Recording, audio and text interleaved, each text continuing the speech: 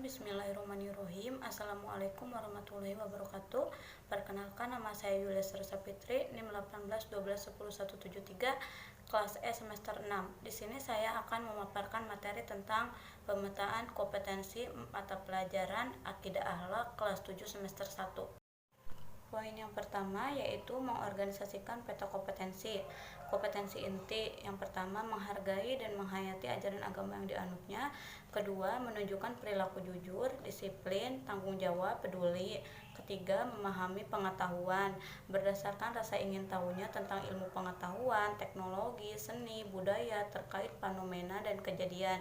Yang keempat yaitu mencoba, mengolah dan menyaji dalam mengurai, merangkai, memodifikasi dan membuat sesuai dengan yang diajari di sekolah dan sumber lain yang sama dalam sudut pandang atau teorinya, yaitu kompetensi dasar. Yang pertama, membiasakan diri menghayati nilai-nilai akidah, bersyukur kepada Allah atas iman.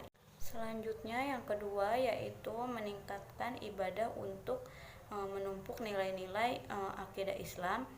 Ketiga, bersikap tidak menyakiti hati orang lain. Keempat yaitu menguraikan pengertian akidah Islam. Selanjutnya yaitu poin B, hasil konteks atau tema atau teks unik yang relevan. Pertama-tama akan dibahas dalam pelajaran Akidah Akhlak semester 1 kelas 7, yaitu hal yang dimaksud akidah adalah janji atau keyakinan kepada Allah Subhanahu wa taala. Menurut istilah, akidah adalah suatu pokok yang harus dipegang oleh orang yang mempercayainya. Ketika seseorang berakidah Islam, maka pondasi awal untuk membangun akidah atau keyakinan adalah keyakinan terhadap Allah yang wajib disembah, termasuk juga kewajiban menjalankan aturan-aturannya dalam segala aspek kehidupan, baik yang berhubungan dengan ibadah ataupun muamalah yang berhubungan dengan interaksi dengan sesama makhluk. Poin selanjutnya yaitu tujuan mempelajari akidah Islam. Akidah sangatlah penting dipelajari dan dipahami bagi setiap muslim, sehingga akan menjadi sebab kuat imannya dan istiqomah mengamalkan Islam. Dengan demikian, tujuan mempelajari akidah Islam adalah untuk memupuk dan mengembangkan dasar ketuhanan yang telah ada sejak manusia lahir, untuk menghindarkan diri dari kemusyrikan, untuk menghindarkan diri dari pengaruh akal pikiran yang menyesatkan, memupuk dan mengembangkan dasar ketuhanan yang ada sejak lahir. Yang terakhir yaitu menghindari diri dari akal pikiran yang menyesatkan. Pembahasan selanjutnya yaitu tentang sifat wajib bagi Allah dan sifat mustahil bagi Allah.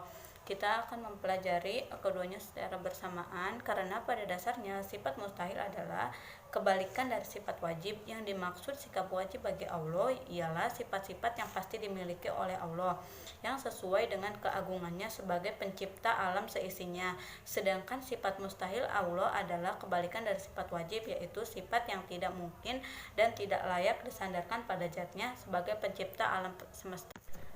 Pembahasan selanjutnya yaitu tentang taat, ikhlas, khauf, dan taubat.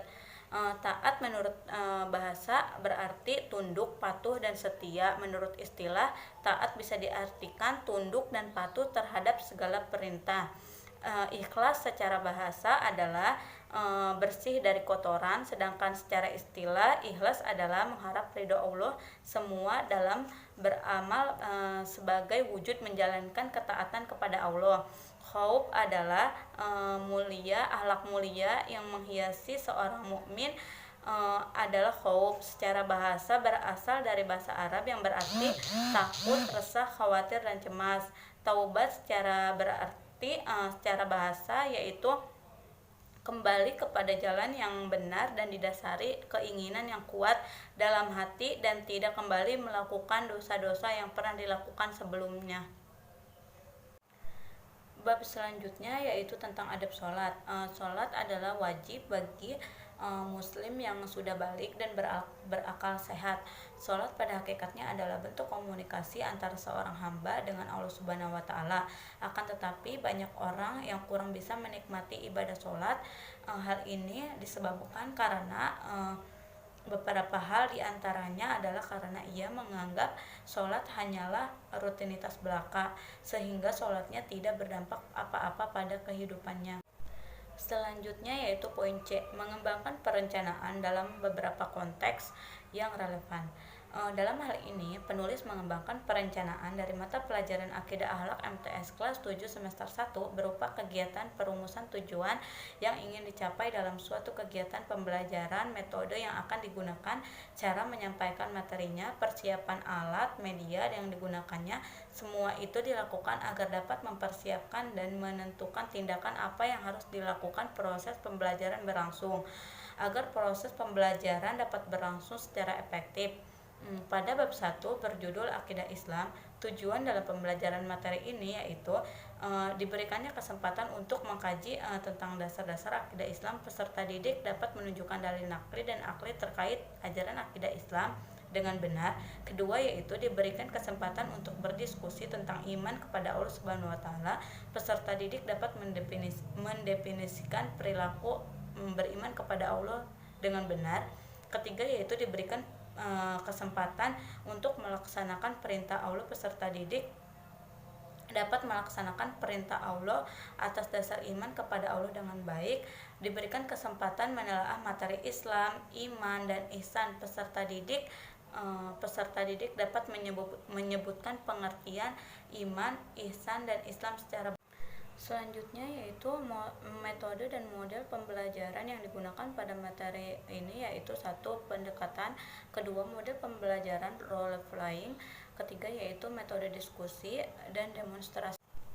Selanjutnya pada bab 2 yaitu sifat wajib bagi Allah dan sifat mustahil bagi Allah. Tujuan dalam pembelajaran materi ini yaitu menyebutkan pengertian sifat wajib bagi Allah dan mustahil bagi Allah dengan benar. Kedua, menjelaskan makna mengenai tentang sifat wajib bagi Allah serta sifat mustahil bagi Allah. Ketiga, menyebutkan sifat wajib bagi Allah beserta artinya. Keempat, menyebutkan sifat-sifat mustahil bagi Allah. Kelima yaitu mengetahui pembagian sifat-sifat wajib bagi Allah.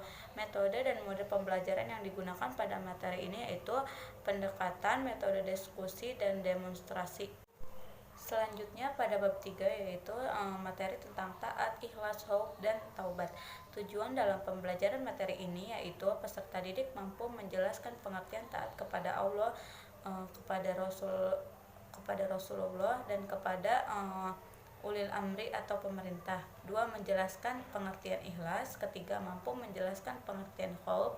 Dan yang selanjutnya yaitu bab yang terakhir, bab 4 yang berjudul adab sholat dan berzikir.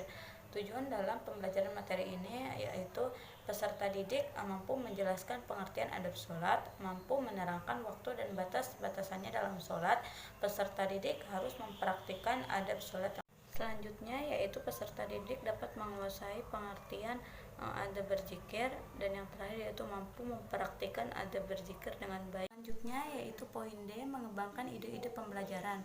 Yang pertama yaitu membuat pelajaran yang sekreatif mungkin. Kedua, penggunaan video. Ketiga, pembelajaran di luar kelas. Keempat yaitu melakukan permainan. Kelima yaitu membuat diskusi belajar. Baiklah, cukup sekian dari saya, kurang lebihnya mohon maaf. Wassalamualaikum warahmatullahi wabarakatuh.